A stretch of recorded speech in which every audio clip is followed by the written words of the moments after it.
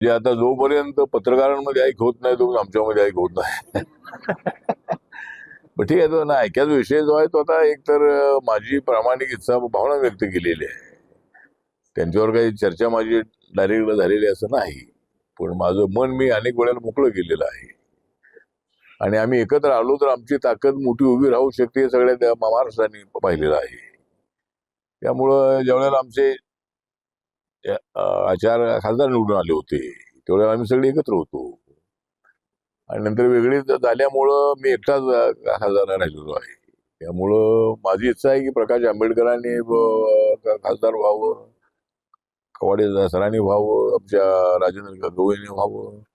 ते व्हायचं असेल तर आम्ही सगळ्यांनी एकत्र आलं पाहिजे. त्यासाठी आमच्या समाजाच्या विचारवंतांनी थोडा समाजाचा जो एक तर बऱ्याच ठिकाणी मला दिसतंय की आता पूर्णेमध्ये आमचे नगरसेवक 8 होते एकदा, जे यादवराव भोगरेंना यांच्या वेळेला भेट घेऊन आलो तर ते आमचे उपाध्यक्ष होते. आणि पॅन्थरच्या काळामध्ये जी प्रभाग पद्धती आहे ती नव्हती.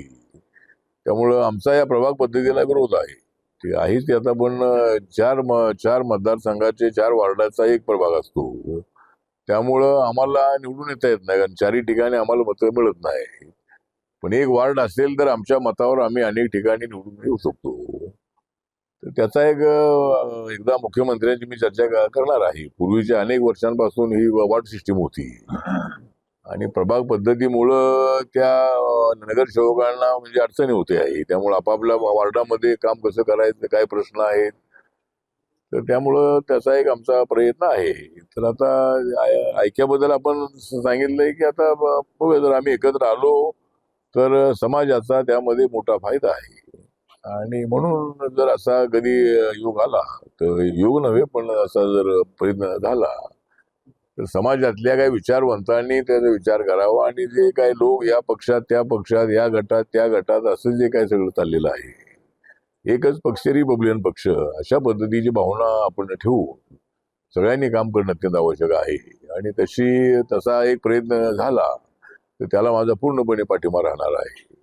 माझ्या मंत्रिपदापेक्षा मला समाजाचं ऐक्य फार महत्वाचं आहे. आणि माझ्या मंत्रिपदापेक्षा कार्यकर्ता म्हणून हे फार मोठं असं माझं मत आहे.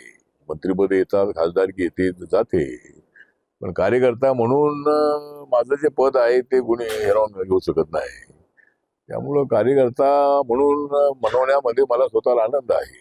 आणि मी जे संघटना बांधलेलं आहे, माझ्या कार्यकर्त्यांना सत्तेचा कसलाही फायदा मिळालेला नाही असे 99.99% कार्यकर्ते आहे. कुणाला काय फार मिळाले असं नाहीये. तर आम्ही शेगावकरांना मंत्री केलं, गंगाधर गाडेंना मंत्री केलं, आमच्या TM कांबळेंना MLC बनवलं, किंवा आमच्या राजा सर्वोदयांना महामंडळ दिलं, आमच्या अविनाश मातेकरांना मंत्रिपद दिलं. आमचे जवळजवळ 7 MLC त्या काळामध्ये झालेले आहे. पण या NDAच्या काळामध्ये मात्र आम्हाला MLC मिळत नाही आहे. पण या वेळेला मात्र देवेंद्रजींनी आम्हाला आश्वासन दिलेलं आहे की आपल्याला एक MLC आणि 1-2 महामंडळाचे अध्यक्षपद आणि एक 40-50 जर आम्हाला महामंडळाची सदस्यपद मिळाली तर प्रत्येक जिल्ह्याला एखादं तरी पद देण्याची संधी मिळणार आहे. त्यामुळे यावेळेला आमचा असा प्रयत्न आहे.